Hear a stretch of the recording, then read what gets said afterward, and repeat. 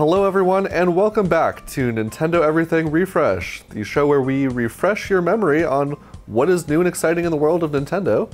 I'm your host, Nick Serpa, and we are also here with Dennis Gagliardato. Hello, hello. And we've got Nicholas Shade. Hello everyone. Alright folks, it has been a big week for Nintendo news. Just to kind of give you a rundown of what we're going to be talking about today, we're going to start off by going through the Indie World Showcase. There were a lot of great games shown in that. Then we will go into the Nintendo Financial Report. Doesn't sound super exciting, but surprising numbers coming from some Nintendo games, and it's a lot to talk about there. There was a Monster Hunter Direct this week, which fans of Monster Hunter Rise have a lot to look forward to with the upcoming Sunbreak expansion coming out not far from now. And then we've got some smaller news topics to talk about towards the back of the show. So, but before we get to all that, the Indie World Showcase. This kind of came out of nowhere. On Monday it was announced, and then Tuesday morning we were all hunched over our computer monitors and looking for that next indie to dive into. So here's what we're gonna do today, because there's a lot of games that they showed off, more than we have time to talk about. So we've all kind of picked our favorite game of the show. We're gonna call it our game of show, and we've also all picked a runner-up. So we are going to just kind of go around the group here and get a sense for what everyone is most excited about. So, Dennis, what is your game of show from the indie world? Yeah, so obviously there were, it was a great presentation that had so many great indies in it, but the one that stood out the most for me personally was Soundfall. Right away, I'm just a sucker for great art direction, and I loved the aesthetic of it. Right, it was bright, it was beautiful, the illustrations were fantastic, and then not to mention the UI and just everything, and it was just so well put together, and just the idea of going through a dungeon crawler in a rhythmic sort of fashion, something akin to like how Crypt of the Necrodancer is, but less restrictive. You're not on these sort of like a set grid style map, right? So, but it just looked really neat to me, and I love rhythm games in general. So just sort of combining those two genres were just really, really neat to see. And I personally hadn't heard of it before. It's possible that it may have been announced before, but I personally just wasn't aware of it. So it was nice to see something new and refreshing. Because honestly, a lot of the stuff in Indie World, this past presentation, while there was a great selection of games, a lot of these games have either been around for a while, either in early access, or they've been released as a full build for a while now on PC and or other platforms, right? So, but Soundfall was the one that definitely stood out the most to me in terms of art direction and just something that I would definitely be heavily interested into. And I did end up getting it actually, but I just haven't had the time to play it just yet. So hopefully next week we can, I'll be able to talk about it and dive into that a little bit more. But yeah, that was my game of the show. And then as a runner-up, it was definitely Batora Lost Haven. That was awesome to see. I had the pleasure of playing a closed alpha sometime last year, and I immediately clicked with it right away. And again, much like Soundfall, great art direction, right? And it is basically also kind of a dungeon crawler, but it uses more of a hack and slash approach. Not necessarily action RPG, but just more of like a general hack and slash sort of style of gameplay, with a couple upgrades here and there. But it was, even though it was only in an alpha state, it already felt great. It looked great. I was playing it on PC at the time, and I immediately just clicked with it. The characters were all super engrossing, and the story was captivating. It's not too deep of a story. It's kind of a generic, my planet got destroyed, I gotta avenge my planet sort of deal. But it's not as sort of, black and white. Your basic science fiction premise. Yeah. Yeah, exactly. Yeah, that's a great way to put it. But it's not as black and white as it may seem. Things do get deep and a lot more intricate. The more that you play. And again, I was only playing an alpha state at the time, and it being already as great as it was in that state, I immediately had big hopes for it, and I've been following that game ever since. And now that it's coming to Switch, it's super exciting because I do believe it'll be a great Switch game. Even though, unfortunately, the footage that we saw was that footage was like it looked like it ran fine, but like, man, that footage that was captured was like super blurry. So I'm like, man, like, because it's, clearly they had to make some sacrifices on the Switch, but again, it's still some time away, right? So hopefully they can sort of polish that up before the game comes out. So. Yeah, it's worth mentioning. Well, first of all, Dennis, seems like you have a soft spot for these kind of top-down, like 2D, 2.5D shooters, because these are both your picks. So it seems like your genre, one of your genres. I think so. It's worth mentioning that Soundfall was not only revealed that day, but also came out that same day. So that was just a total out of left field announcement, which. Gotta love those. I love announcements like those. Honestly, those are always my favorite when you see a game that looks great and then it's just like, by the way, it's out today. I'm like, what? Get out of here. That's crazy. Because then you don't have to wait, right? And then the hype is like still so fresh and you can't help yourself. And personally, I feel like that drives more sales. I mean, I know it must be so hard to keep something like that so tight-lipped, and then having to release the same day instead of being like, yeah, by the way, we'll be out at like the end of summer or the end of fall or whatever. But, it's gotta be tough. Yeah, very, very tough. Because then really there's no marketing either that you have to do right. So you have to rely on a great presentation. So there's a lot of risk when you do something like that, But when it's done right, like I believe Soundfall was, it's great to see, and it's some of my favorite excitements when they're like, here's a new game. By the way, it comes out today. I'm like, all right, there you go. You take my money immediately, because then you don't really sit and dwell on it. You don't have to worry about what else is coming out around that time. Because again, the hype is so fresh in your mind. They want you to just be like, oh, that looks great. I'm gonna go buy it right now. Exactly, and it works. The only thing I don't know too much about Batoora Lost Haven, but with Soundfall, the only thing that was like I was hesitant about is it's they say it's dynamically generated levels, which to me says, oh, it could get repetitive pretty quick. Yeah. I'm not so sure. But I'm also someone who likes to like memorize maps also, so I'm not a fan of procedurally generated levels at all, unless it's something that works to the exploration factor of it. Like I think it works really well for a game, let's just say like No Man's Sky, right? Because you want to go into a planet and be introduced to in a completely new world, right? But something like this, I would prefer a more consistent and methodical approach to the design of the environment. So, but that's just me. All right. Well, those are some solid picks. All right, Nicholas, let's jump over to you. What was your top game of the show? So what really caught my eye during the show was probably one of the smaller games there. It was Elec, like the little platformer with the robot you control.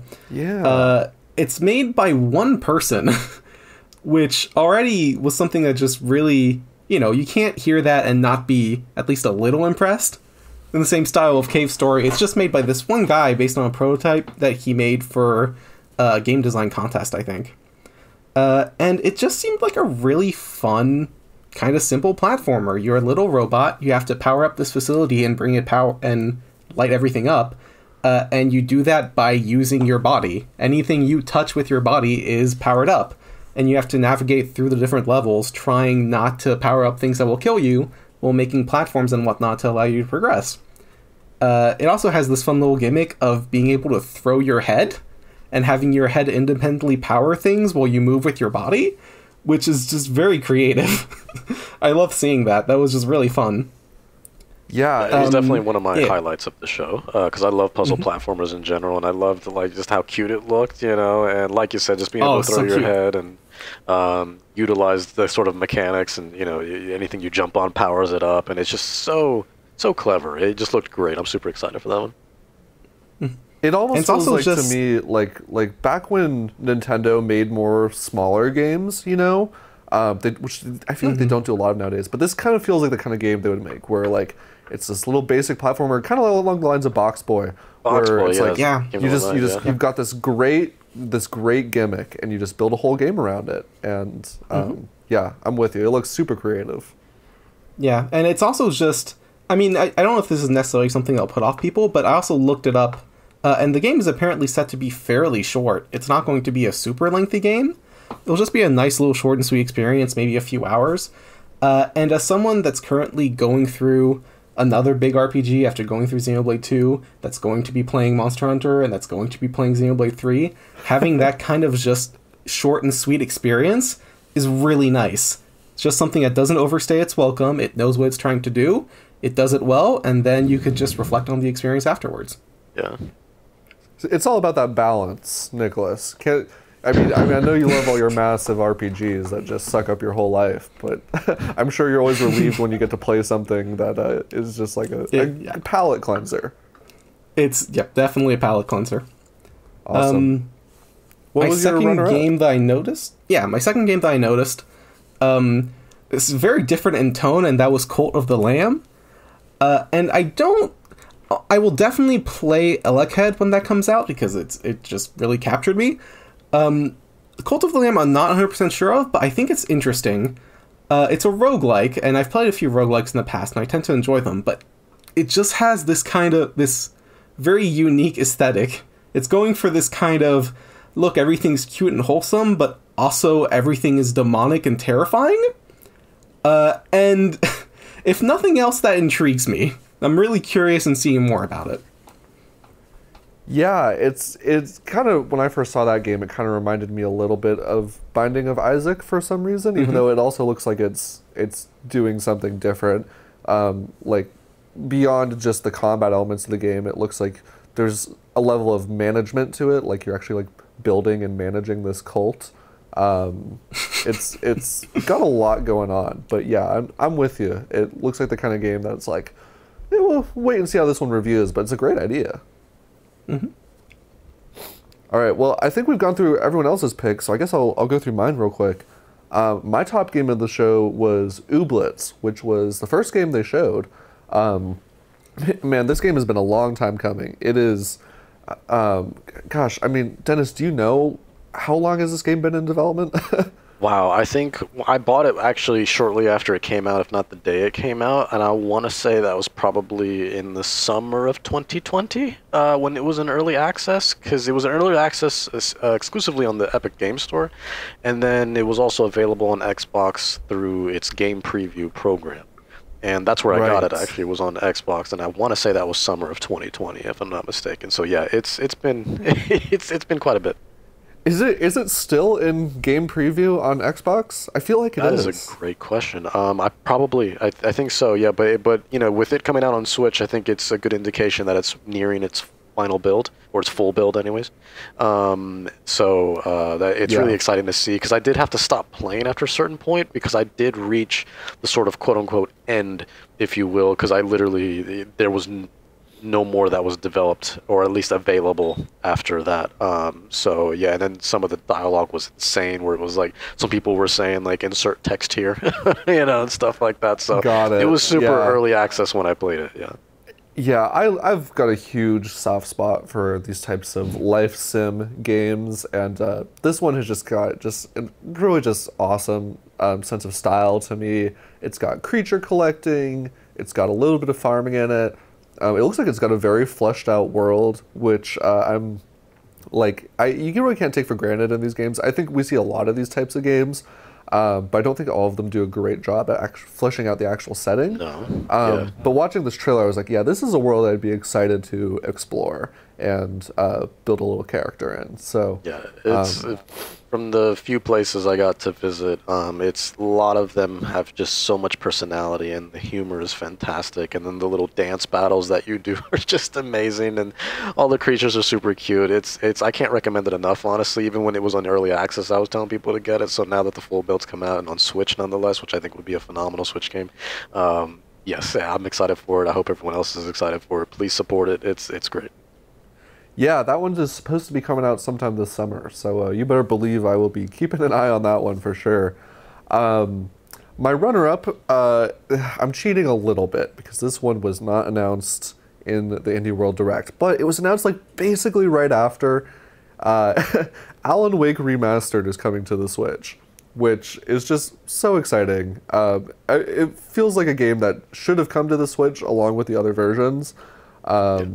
I'm really glad it's here now, though, because I think, especially with all the love that Control has been getting, Alan Wake came out back on the Xbox 360 towards the beginning of that console's lifespan. But it kind of takes place in the same universe as Control. It's all part of this big connected science fiction / paranormal universe that Remedy is building slowly. And I played Control and I liked it a lot, and I loved Control. haven't. Yeah, it's they're really building something special. And so I have been wanting to go back to Alan Wake and see if maybe I can spot some more connections between the stories now. I know they actually added in some content into the remastered version, just like subtle references that are supposed to tie the two games together a bit more. So I really want to go back and check that out. Not technically an indie, so I know I'm cheating a little bit, but yeah, very excited for that one coming out in the fall. Any other closing thoughts before we move on to our next topic on the Indie World presentation from anyone? I thought it was a solid showcase. It was a solid showcase. I just want to give a quick, just sort of, I just want to tell everyone that it'll be okay that was looking forward to Silk Song, who once again didn't get to see Silk Song. Yeah. Pour one so, out. you know, yeah, just pour one out. You know, hopefully in the next one, you guys. You know, but you know, my condolences. I think it would take away all the attention of all the other indie games that deserve a lot of attention as well.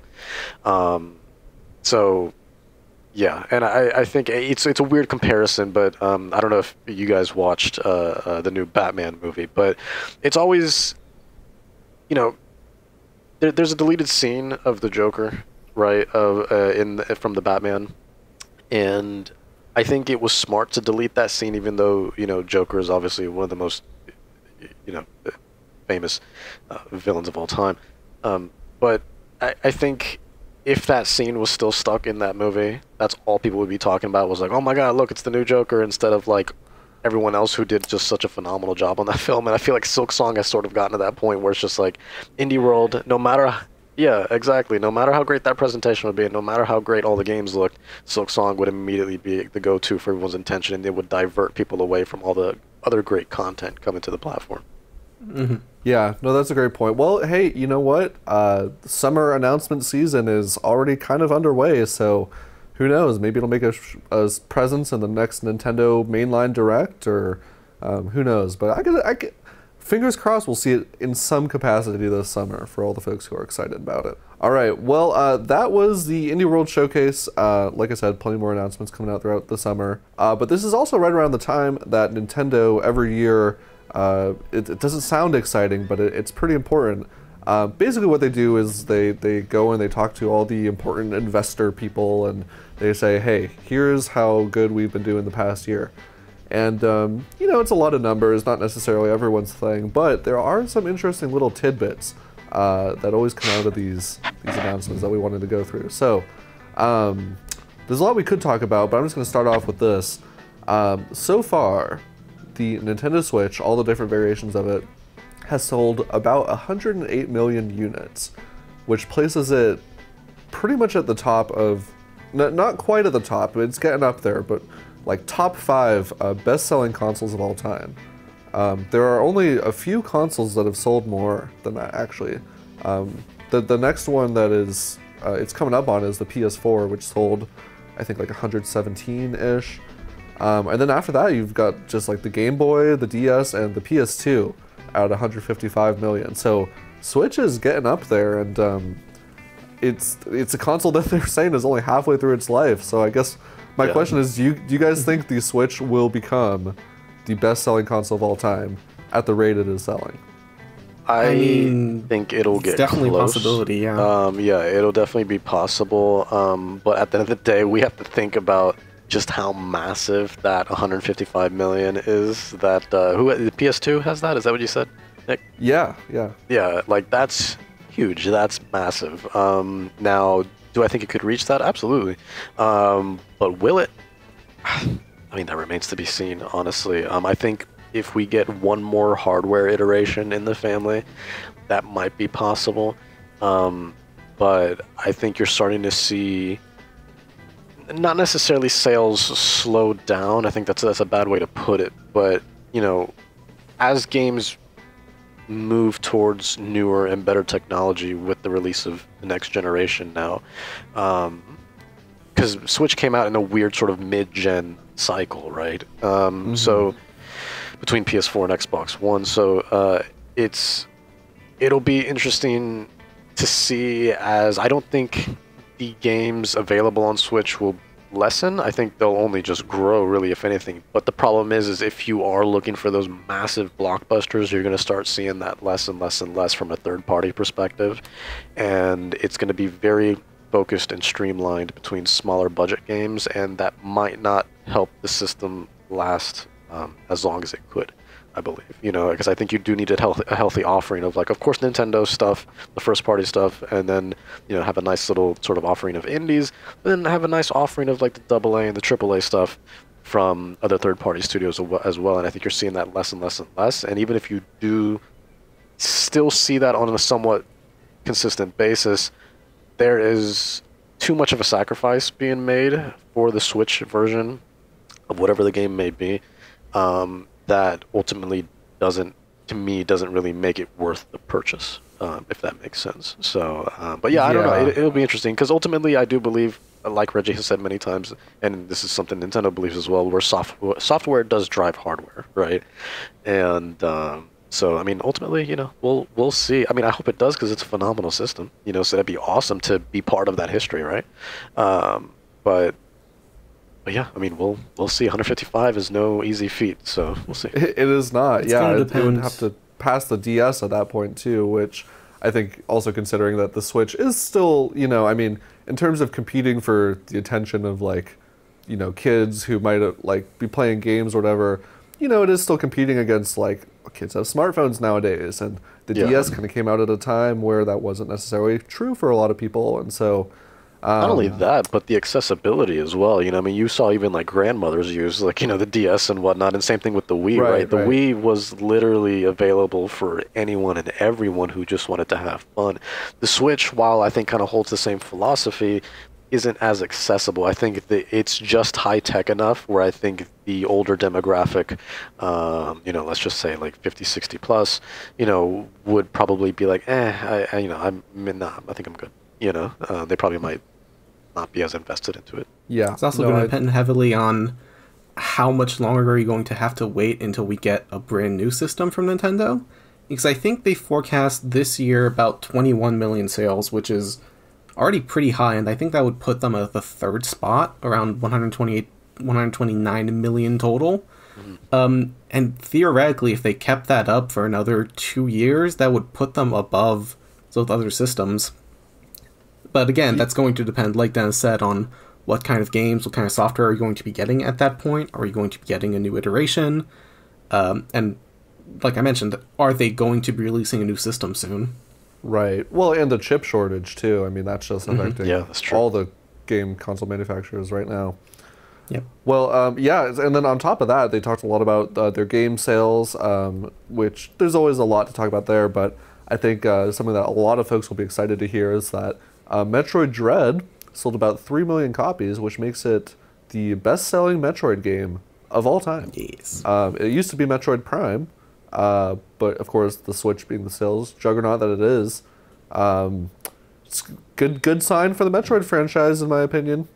Definitely. I mean, it totally deserves it. I mean, Metroid Dread was just so brilliant. But honestly, when you think about it, just how much Metroid Prime sold back on GameCube, which, like, looking back on it, I mean, total lifetime sales were what, somewhere between 20 and 30 million? Like, they weren't much. So, it's kind of insane to think about that. A lot of GameCube owners had Metroid Dread versus 3 million when you think about it, compared to the, Switch install bases. It's so small, in the grand scheme of things. But anything that reaches over 1 million is, immediately considered a success, typically, for video games, right? So, but it's great to hear, though, that Metroid Dread just appealed to so many people and became such a success, because I think it deserves it. It was a fantastic game. Metroid hasn't been around for a while, and to come back like that and achieve that success with who I believe is one of Nintendo's best characters, Samus, is just really great to see. Yeah, some people are arguing online whether this was really a success or not for Metroid, because, well, Mario Kart sold like 45 million and Pokemon sold like 14 million. And it's like, this is Metroid. Like, technically 3 million is not much when you compare it to something like Mario Kart, but that's freaking Mario Kart. Yeah. Metroid compare anything to Mario Kart. Right. Metroid selling 3 million places it as like a solid B-tier Nintendo franchise with things like Fire Emblem and Kirby, which is a perfectly good spot for the series to be.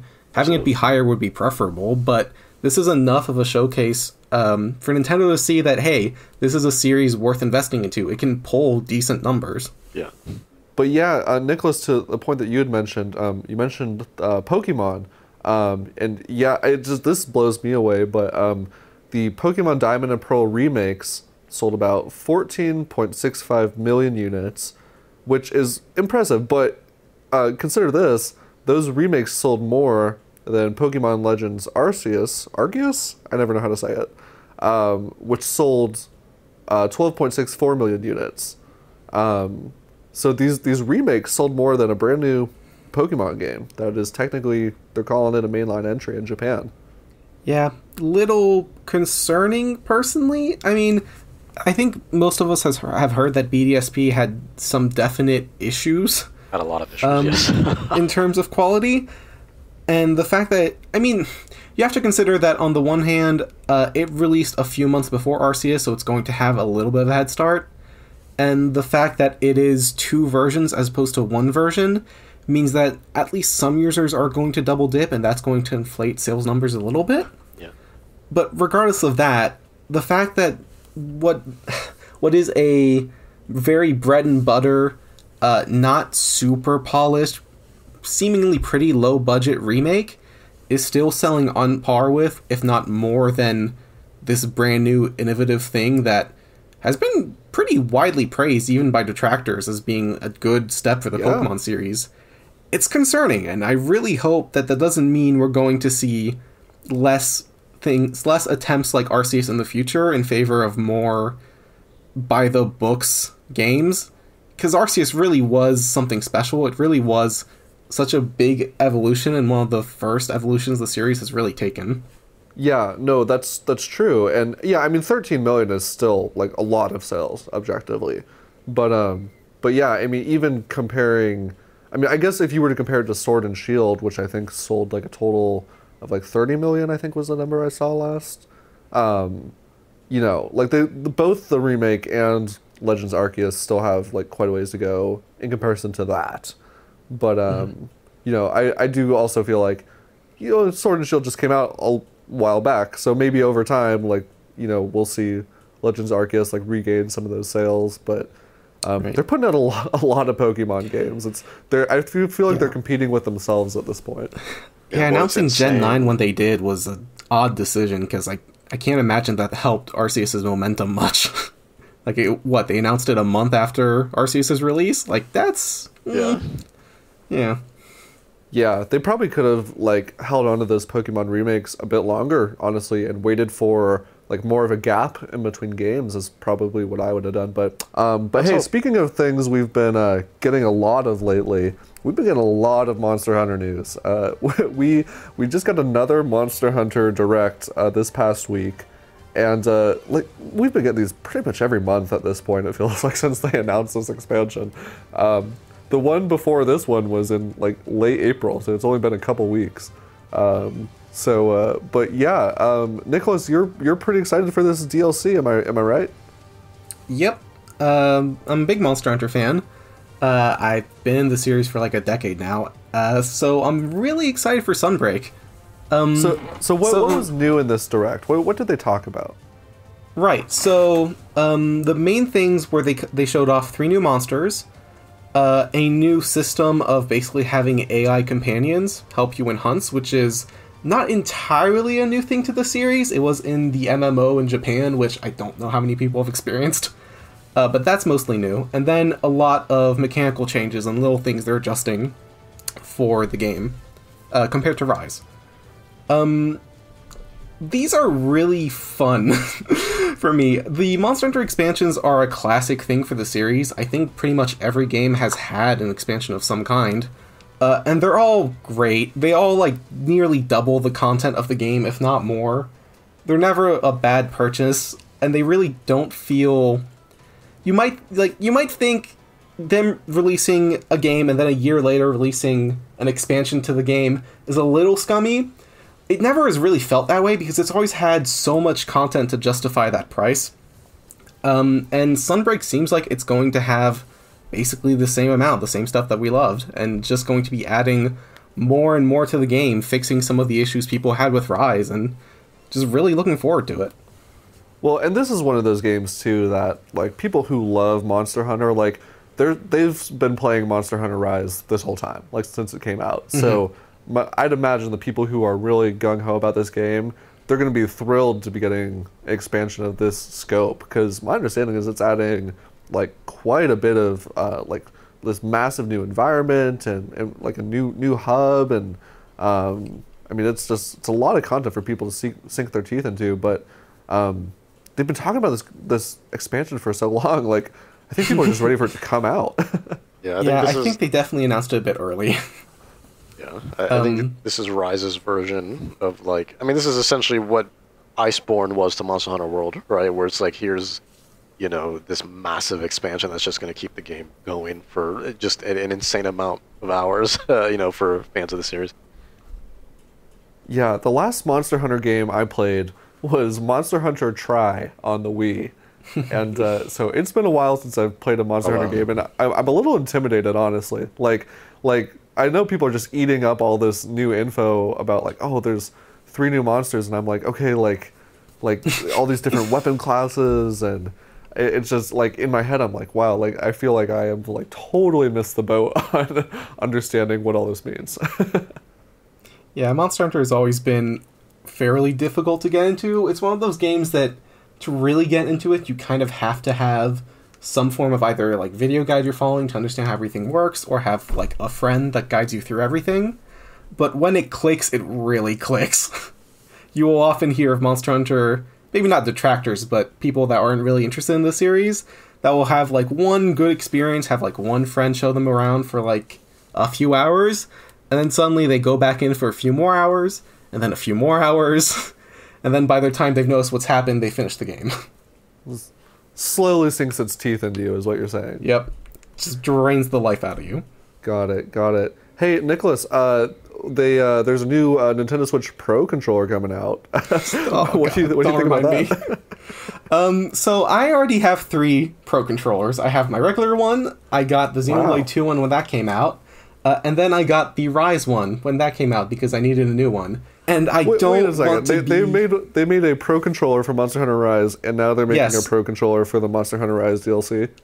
Yes, Monster Hunter is the series with the most Pro controllers, which is insane. Yeah, I don't want to have to own just as many Pro controllers as I own a Joy-Con, but it might happen at this point. Wow. Yeah, I was when I looked at it, I was like, man, Nintendo is still making these special editions that really don't look all that different from the regular Pro controller. That was my takeaway. Fair enough. Yeah. I love whenever there's something like special edition regarding Monster Hunter that comes out, because I still maintain, I think the Monster Hunter 3DS XL, the new 3DS XL that came out forever ago, I think with 4 Ultimate maybe. That one was so good. I wanted that one so bad. They had another one after that was more blue, but the one that came out with 4 Ultimate that was like more of a silver, had more of a silver sheen. Yeah, oh my god, it's so good. Yeah, those consoles were so slick, but they don't really do stuff like that anymore. I mean, we really haven't gotten anything like that. Yeah. Well, Monster Hunter Rise, folks, coming out late July, I want to say. Late June. It's going to be about a month before Xenoblade 3, and that's how I'm timing it. You've got your whole summer planned out already, Nicholas. Oh, it's gonna be all right. Well, before we talk about what we've been playing, there were a couple more things we wanted to talk about. Just smaller news topics. We're just gonna quickly try and squeeze them all in here for you, so you have the most complete Nintendo everything refresh that you can get. So, smaller news topics. Something that really struck me this week was there was an interview with Reggie Fils-Aimé, who we mentioned last week, recently put out a book. And the person interviewing asked him, hey, what the heck is going on with F-Zero? And he basically said that at various points, teams inside Nintendo have kind of experimented with F-Zero, which is not necessarily new information, but it's kind of, the first, outright confirmation we've had in a while that, hey, Nintendo, like, they haven't abandoned the franchise, per se, as a lot of people are concerned about. Like, Reggie, he basically says, at least, this is a quote from him, at least during my tenure, Nintendo developers were always experimenting with different gameplay styles, always thinking about where a unique experience could be applied back. So, and then he says, my bet is that somewhere in the Kyoto Development Center, some developer is playing around with an idea that might be applied to F-Zero. So, hope is still there for the F-Zero fans that are out there. All right, next kind of mini news topic, Pokemon Home, which is kind of in a weird place right now with the 3DS, you know, reaching the end of its life. Pokemon Home just got support for some new games. Is that correct, Nicholas? Well, sort of. It's been announced that it's getting support for BDSP and Arceus soon. So it'll probably be within the coming weeks, but man, why? I just do not understand why it is that they've been releasing these games and people have to wait, like, what is it, 5 months to half a year just to be able to transfer Pokemon. Yeah. It is genuinely baffling to me that this is the business model that they have adopted with Pokemon Home, and I do not like it. It's like core functionality, like to the diehard Pokemon. It's so bizarre. Yeah, they've gone to an effort to block cloning, so you can't transfer clones of Pokemon from BDSP to Home, which, fair, because I guess BDSP has a lot of cloning, even though I don't necessarily think that was a priority. There's several other issues with Pokemon Home that probably should have been addressed before that. But just like, man, I don't... It's such a bizarre thing that they're waiting until these games... They've already announced Gen 9. They're waiting until these games are close to... Not dead, but they've definitely decreased in activity and sales before actually putting Pokemon Home out. I just don't get it. Yeah, what drives me even more crazy is we're also talking about, you know, a game like BDSP where, if I'm not mistaken, the global trade station or the equivalent to it is still not available. There's a whole part. It is. I think they put it up last month or the month before. Okay. It's not the GTS, but it's like the Wonder Trade functionality in the game, right. Yeah, which they didn't have for like 4 or 5 months, which is again just why. That's insane to me, because that was always one of my favorite features in past games. And but yeah, there was a whole section of like one of the first cities you go into that you can't even access, because if you try to go that way, literally an NPC will stop you and be like, hey, we're not ready yet, you can't go this way.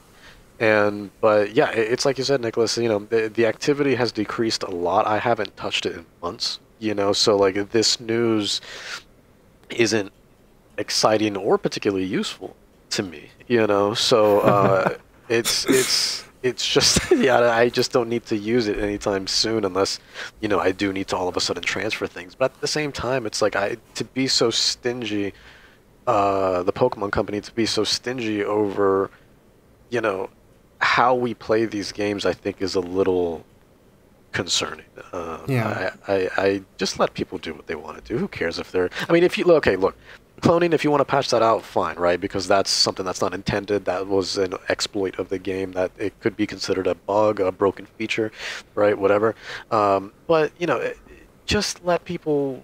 do what they want to do with Pokemon Home, or you know, then the no cloud save thing, it just drives me crazy. It drives me crazy. You know, it's if people want to fill their Pokemon homes with 20 Bidoofs, I say let them, you know? Yeah, let them. Let them. Mm-hmm. You know, people, you know, that's their prerogative, you know, but it's like just to have so many restrictions on a game like this, like, honestly, everything's going to be okay. Like, take a breather. Somebody needs to tell these people, like, everything's going to be okay, man.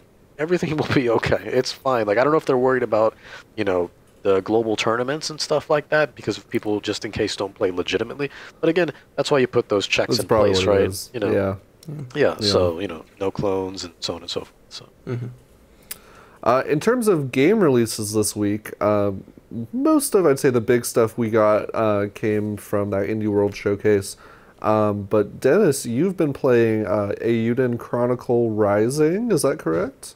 That's right. Yeah, I've put a couple hours into it. Not too much to really like give a you know, a certain like, you know, review on it. But you know, I do have some impressions. What are your first impressions? Yeah, give us your hot take. So it's Here's the thing. I was talking to one of our other writers, Elias, about this because they're also a big fan of RPGs as well, and they've been enjoying it, and I've been enjoying it to a degree as well. But I'd be lying if I said it didn't feel generic. I was expecting to go into this game putting in a couple hours at a time on it, but instead I've only been able to put roughly 30 to 45 minutes per session whenever I do end up playing it because I end up getting bored, right? Now, I don't dislike the game. I like it. There's a lot of charm to it. I think the art style is fantastic. The character illustrations are fantastic. I love the sort of 2D HD thing it's got kind of going on, right? Because you have the sprites kind of contrasted with a 3D environment and background, right? And I love that. I think it looks great. But again, it's from early impressions. Could it be better? Yeah, absolutely. And especially since there's 2 of these games coming out, right? Like we have Chronicle Rising, and then I believe next year will be 100 Heroes, I think is what it is, or maybe sometime later this year. But either way, there's 2 of these games that were in development. Yeah, you're right. Although 100 Heroes is more of a grander in scope RPG that has not yet been confirmed for the Switch. So Gotcha. Yeah, because I've just been playing this through Game Pass, and I've been enjoying my time with it. But I'd be lying if I said it didn't feel generic. The combat is very straightforward. Once you grow your party, each button sort of assigns different attacks, right? So you can use X to use one of the characters to attack, Y for another one, B for another one, and A is your jump button, and that's essentially it. There's not much outside of that. I mean, you have your storage and your potions and stuff like that a typical RPG would have, and your upgrades and your skill trees and whatnot. But right. Yeah, it did seem pretty simple looking at it too. Yeah, I'm with you on how it kind of just had that generic feel, but I think people are more excited for the other game that's coming out, 100 Heroes, and so that one I think it'll better. probably sell fairly well. I think so. Well, I think, talking about that game, we might as well just go into what we've all been playing. Nicholas, what have you been playing lately? So mostly getting into Octopath, like I've mentioned before, just playing through a few more chapters of that. Really getting the rust off, and at this point I think I've gone back into it, and it's just really fun. Other than that, I have actually started playing Donkey Kong Country 2 with a friend through SNES Online, and I've never played the game before, but it's really fun. It's interesting because after having played Donkey Kong Country with the same friend, you can tell kind of how they changed the mechanics and involved the gameplay just a little bit for Donkey Kong Country 2, and it's really fun. Nicholas, I don't think I've ever heard of anyone saying that they've used the online part of Switch Online to play these NES or SNES games over the internet. And it's so fascinating to me. Successfully, no less. It works surprisingly well, or at least it has for me. And I don't have the greatest connection, but played through Donkey Kong Country, played some Kirby's Dream Course, Donkey Kong Country 2, a few other NES games, and it's all worked fine. I mean, the online, it's a tiny bit at times, so you can get a little finicky, but for the most part, it's pretty stable. Yeah, no, I mean, I'm glad that it works. Yeah, that's never a guarantee with Nintendo Online, but it's definitely a feature that not many people seem to know about. Like, you can there's even, I think, a way of, if you don't want to play and your friend is just playing a single-player game, I think there's an option to just spectate on their game. Huh. Well, you learn something new every day. No, it's I'm glad you are doing something to spice up your gaming hobby. Yeah. I mean, have to go through some of the classics. There you go. Dennis, I know we just talked. You were talking about Eiyuden Chronicles Rising, but have you been jumping into anything else this past week or so? This past week, I played and beat during this past weekend. Actually, Trek to Yomi, and man, what a fantastic game! It's the new game published by Devolver Digital, who's just a great publisher in general. And if you're not familiar with Trek to Yomi, it's basically just think of if they took Ghost of Tsushima, but made it more 40s, 50s Kurosawa type of films, right? Seven Samurai, so on and so forth, and but it more of a side-scrolling aspect to it. It's very linear, sort of in the same case of like Inside or Limbo, Little Nightmares, things like that. But man, the environments are fantastic. The combat's for the most part fluid. I think that's probably the jankiest part of the game, but it works. And it's just an incredible experience through and through, and highly recommended if you're a fan of just not only Japanese culture but Japanese history as well. And it just has a fantastic aesthetic. The whole thing is in black and white. It has a sort of like grain filter to it as well, just like the older films do. And the story's great, and it really is probably one of my favorite games that I've played in quite some time. It's fantastic. I can't recommend it enough. It's great. Yeah, that's some strong praise. Yeah, it's definitely an eye-catching game. I mean, that was the thing that made me want to play it, was looking at those visuals and being like, wow, I've never seen a game that captures this type of black and white film aesthetic so confidently. But yeah, I had heard that maybe the actual like feel of the game was a little rough around the edges. Has that been your experience?